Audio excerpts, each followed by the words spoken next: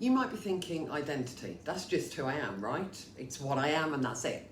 Well, yes and no. As we'll explore today, identities affect every single one of us in profound ways. So we're diving deep into this, what they are, how they shape our lives, and most importantly, how we can actively change and embody new identities. You see, our identities are far more complex and malleable than most of us even realise.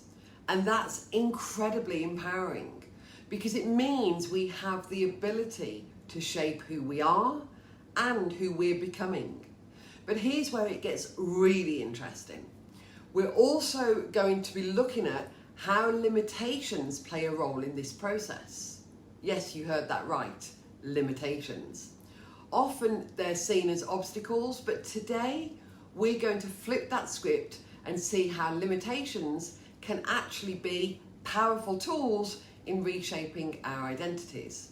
And I've also got a treat for you.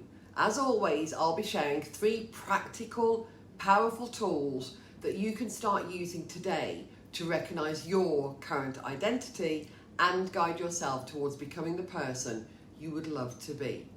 Now, these aren't just theoretical concepts that I'm just going to teach. They are actionable strategies that have helped countless people, including myself, in my own personal journey of growth. Oh, and by the way, if you hang around until the end, I know you're going to absolutely love my bonus quick tool. So whether you're looking to make a big change in your life, perhaps you're feeling stuck, unsure of who you are or who you want to be, or maybe you're just curious about the psychology behind our sense of self, or just interested in understanding a little bit more about why people act the way they do, I promise you, you're in the right place. So grab a notebook, get comfortable, and let's dive into the fascinating world of identities. So let's start with the basics. What exactly do we mean when we talk about identity? So think of your identity as your favourite outfit. It's at its core, our identity is the story we tell ourselves about who we are. It's like the operating system of our personal computer.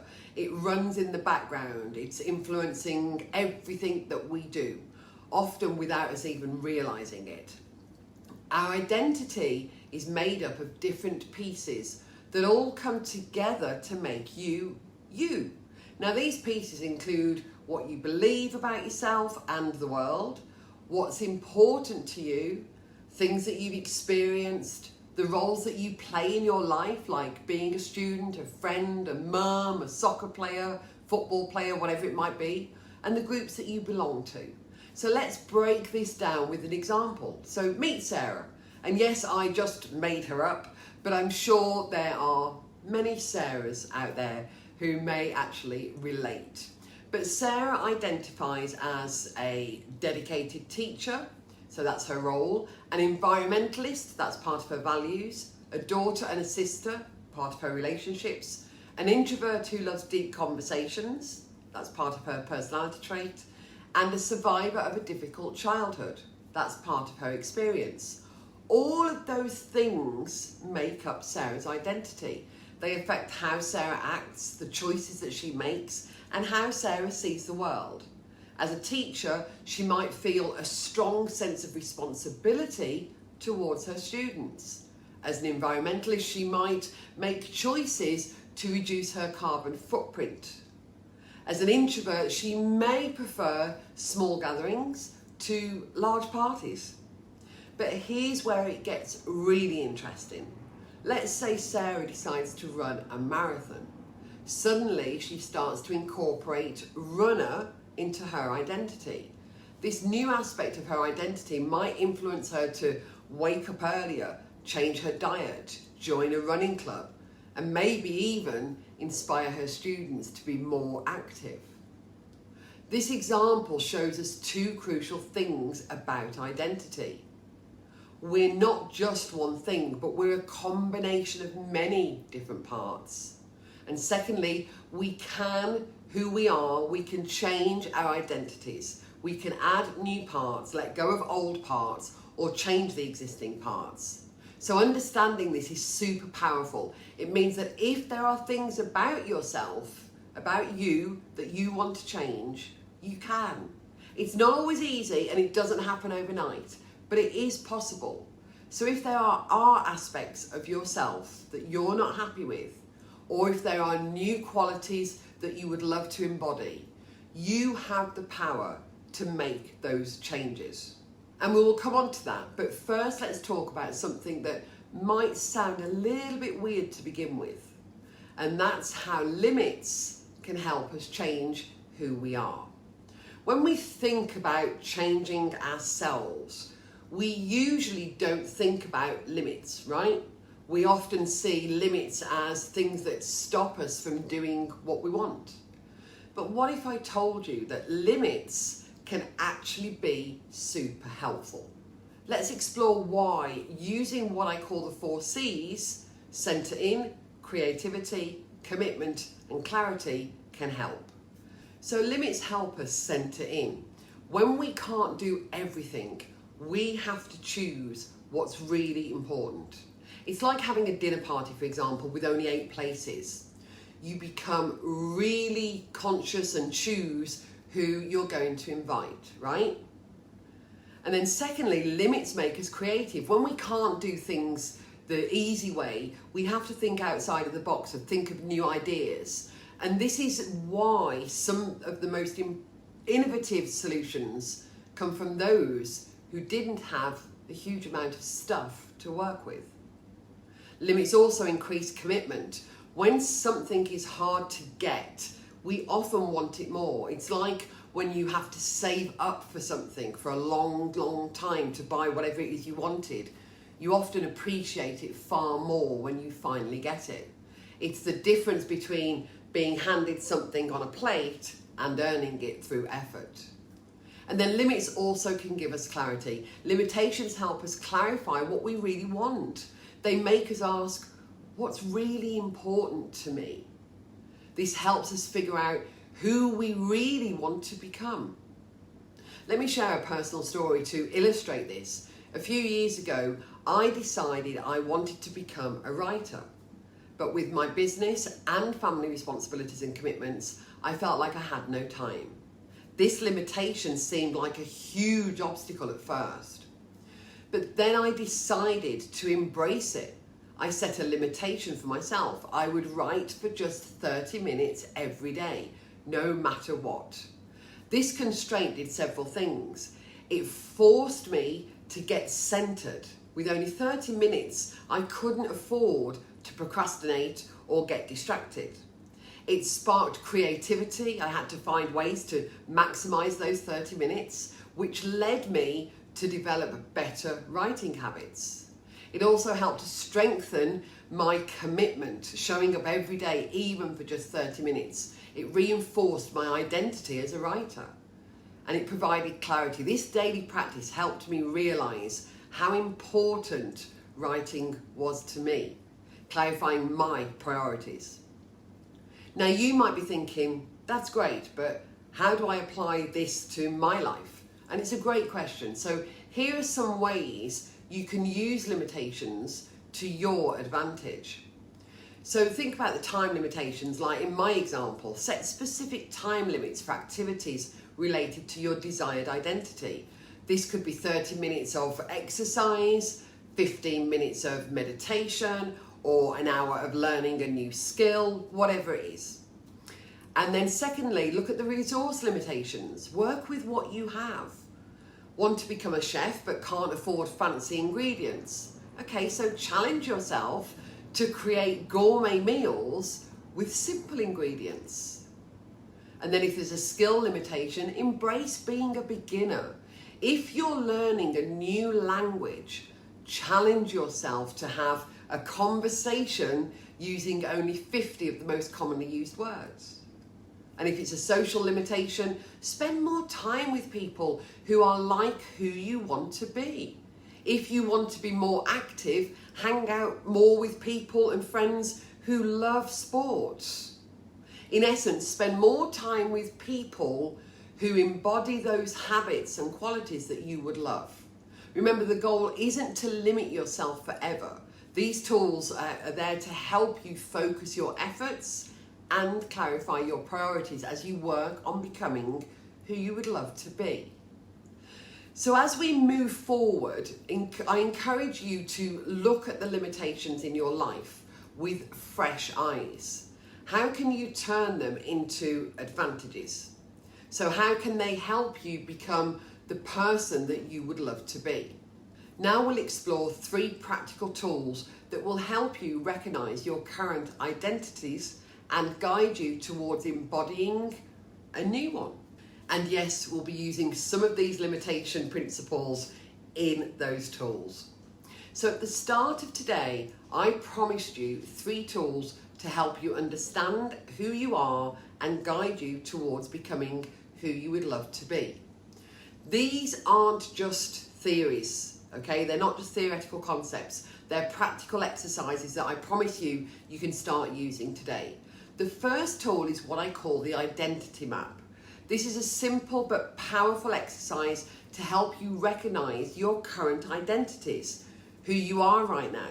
And here's how it works. You take a piece of paper, and on that paper you draw 3 circles, 3 large circles, and label each one with I am, I do, and I have. In the I am circle, write all the roles you have and things that describe you. For example, I am a teacher, I am creative, I am shy, I am a problem solver. And then in the I do circle, write down your regular actions and habits. For example, I exercise daily, I procrastinate, I help others, I read before bed. And then in the I have circle, write down the things you possess, both material and immaterial. For example, I have a degree, I have supportive friends, I have anxiety, I have a passion for music. You get the idea. Now let's go a step further. Once you've completed your circles, I want you to do 2 things. The first one, look for patterns. Are there connections between what you are and what you do and what you have? So for instance, if you wrote, I am a teacher and I do help others, that shows a consistent thread in your identities. If you want to, feel free to draw a line, a connecting line between any patterns that you feel are there. The second thing for each item, ask yourself, is this serving you well? Do you like this about yourself? Is this aligned with who I want to be? This reflection can be eye-opening. You might realize that some aspects of your identity are holding you back, while others are propelling you forward. Here's a personal example. When I did this exercise, I realized I am always busy in my map. When I reflected on whether this was serving me well, I recognized that this aspect of my identity was actually leading to stress and stopping me from focusing on what truly mattered to me. So this awareness was the first step in changing that part of my identity. This identity map gives you a clear picture of how you currently see yourself. It's your starting point for change. And remember, this isn't about judgment or beating yourself up. It's about understanding and awareness. Everything on your map has played a role in making you who you are today. Now you get to decide which parts of you want to keep and which parts of you perhaps you want to change, and what new parts of you might you want to add. So the second tool is the Future You movie. This is a powerful technique used by athletes, entrepreneurs, and personal development experts. And it's there to help us to envision and embody a future identity. And here's how this works. First part is to find a quiet place where you won't be disturbed for about 10 to 15 minutes. Close your eyes and take a few deep breaths to relax. Feel the tension leaving your body with each exhale. Now imagine it's 5 years in the future and you've become the person you want to be. Really try to put yourself there in that moment. Engage all of your senses. What do you see? What do you see yourself doing? How do you carry yourself? What's your posture like? Where are you? What kind of environment are you in? Who are you with? How do you interact with other people? How do you feel emotionally and physically? And try to make this movie as clear and detailed as possible. Try and have it so clear in your mind. You see, the more real it feels, the more powerful this exercise becomes. After your movie, immediately write down everything that you saw, everything you heard, and everything you felt. Don't censor it or judge it, just let it flow. You see, the Future You movie serves several purposes. It helps create a clear target for your identity change. You're no longer shooting in the dark, you actually have a vivid picture of where you're headed. It engages your subconscious mind in the process of change. Our brains are prediction machines, if you like, and they love to make what we imagine come true. It generates positive emotions which are associated with your future self, which can be incredibly motivating. I'll share a quick anecdote. So when I was struggling with talking into a camera, I used this technique to imagine myself as a confident, engaging speaker.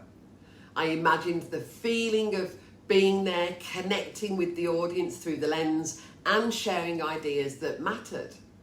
This not only helped reduce my anxiety, but also guided my actions as I worked towards becoming that person. Remember, the goal here isn't to escape reality or engage in wishful thinking. It's to create a compelling vision that motivates and guides you. Your future self is like a North Star. It gives you direction, even if the path isn't always clear. And our final tool is what I call the identity bridge. This is a practical way to help you transition from your current identity to your desired identity. And here's how to use this one. On one side of a piece of paper, write your current identity on the left of who you are now based on your identity map. And then on the other side of the right-hand side of the paper, write your desired identity, who you want to be based on your future movie, your Future You movie. And in between, draw a bridge with several planks, so little different lines. On each line, plank, write one small thing that you can do to move you from where you are now or who you are now to who you want to be. So let's use an example. Let's say you're moving from identifying as a non-runner to a marathon runner. Your bridge might look something like this. Your current identity is a non-runner. We've got the bridge and the planks. So the first plank could be buy proper running shoes. The second one could be to start with a 5-minute run 3 times a week. The third one could be gradually increase run duration by 2 minutes each week. The fourth one might be to join a local running club, sign up for a 5K race, increase to 30-minute runs 5 times a week, complete a half marathon, and then the desired identity, who I want to be, a marathon runner. Now, each of these steps is small and achievable, but together they create a pathway to significant change. The power of the identity bridge is that it breaks down what might seem like an overwhelming change into manageable steps. It's like having a roadmap, reducing uncertainty and boosting confidence along the way. As you progress across your bridge, you'll find that your identity starts to shift very naturally, and you're not just doing the actions of a runner, you're becoming a runner. Your thoughts, your habits, and how you see yourself all begin to align with this new identity. Now remember, you can have more than one identity bridge for different parts of your life. The key is to focus on one or two at a time to avoid feeling overwhelmed. These 3 tools, the identity map, the Future You movie, and the identity bridge, work together to help you recognize your current identity, imagine who you want to be, and create a path between the two. Now, sometimes we may not know every action that we will need to take to fill all the planks for the bridge. I want you to know right now that is perfectly okay. You see, what happens there is that this is where we begin to move from goal setting to dream building to dream making. The key with the bridge is to identify what is one thing I can do right now to move me in the direction of who I want to be or where I want to go.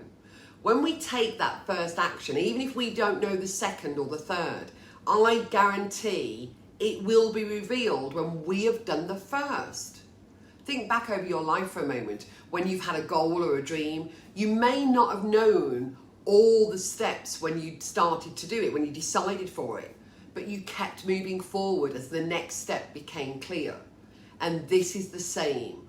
The only question we ever truly need to ask ourselves is, what is one thing I can do today to move me to who I want to be or where I want to be? So now that we have these powerful tools at our disposal, it's important to remember that changing your identity is a process. It doesn't happen overnight, and it's not always a smooth journey. But with patience, persistence, and the right mindset, incredible change is possible.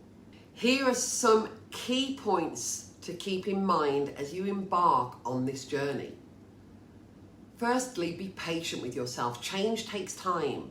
Your current identity has been shaped by years of experiences and habits, so reshaping it won't happen instantly, and that's okay. Just trust the process. Then celebrate small victories along the way. You see, every single step you take, no matter how small, is progress.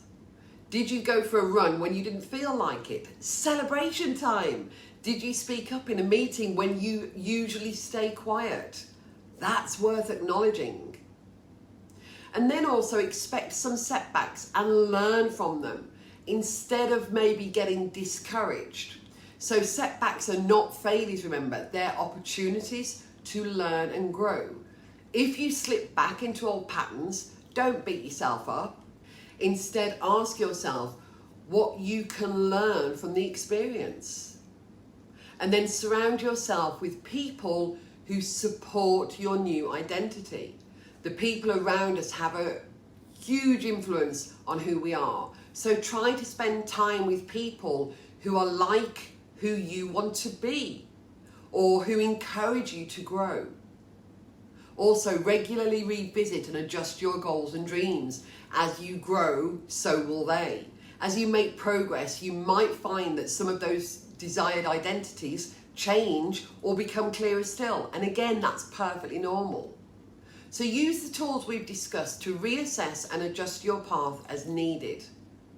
And do be kind to yourself. It is a journey. It isn't about becoming a perfect version of yourself. It's about growth and becoming more aligned with who you would love to be. Look for ways to create an environment that reinforces your new identity. This could be as simple as putting your running shoes by the door if you're becoming a runner, or creating a dedicated study space if you're embodying the identity of a lifelong learner. Remember again, the goal isn't perfection, it's to make progress. Every step you take, no matter how small, is moving you closer to embodying your new identity. And here's an important truth. You don't have to wait until you fully become your future self to feel good about yourself. Every step of the journey is worth celebrating.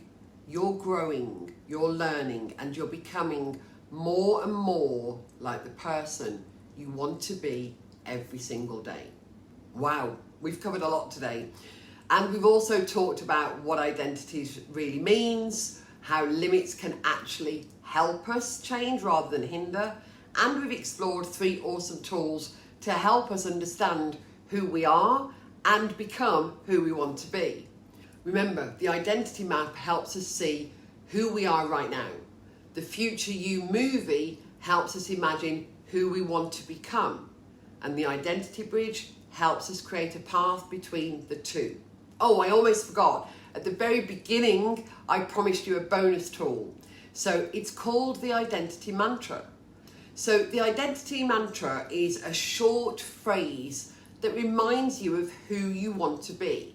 It's a little bit like a personal slogan that can help you stay focused on your goals and dreams. And here's how to create one and use your identity mantra. So think about who you want to be. This could be based on your future you movie. So come up with a short positive sentence that describes this future you. Start your sentence with I am to make it feel real. Keep it short and easy to remember. So here are some examples for you. I am confident and kind. I am a hard worker who never gives up. I am always learning and growing. You get the idea. So once you have your identity mantra, here's how to use it. Say it to yourself in the morning when you first wake up, and then repeat it in your head when you face a challenge. Also write it down and put it somewhere you can see it every single day. Say it out loud when you need a boost of confidence. The identity mantra works by reminding you of who you want to be. It's like giving your brain a little nudge in the right direction. The more you repeat it, the more you start to believe it and act like it. It's a quick way to remind yourself of your goals and dreams and also boost your confidence as you work on becoming the person that you would love to be. So take a moment right now and think of your identity mantra. What short phrase describes the person you want to become? Now, none of these tools are magic. They won't change you overnight, but they are powerful and they can help you understand more about yourself and guide you towards becoming the person that you would love to be. I encourage you to try out these tools. Start with the identity map to understand and recognize where you are now. Use the future you movie to get clear on where you want to be, and then create your identity bridge to map out the steps to get you there. Remember, you have the power to shape who you are. It's not about becoming a completely different person. It's about growing into the best version of yourself that you would love to be. Thank you for joining me on this journey of understanding identity.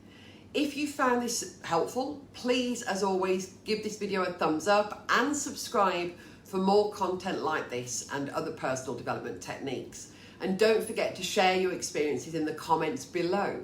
How will you use these tools? What changes do you want to make? Until next time, keep growing and keep changing and keep becoming the awesome person you want to be.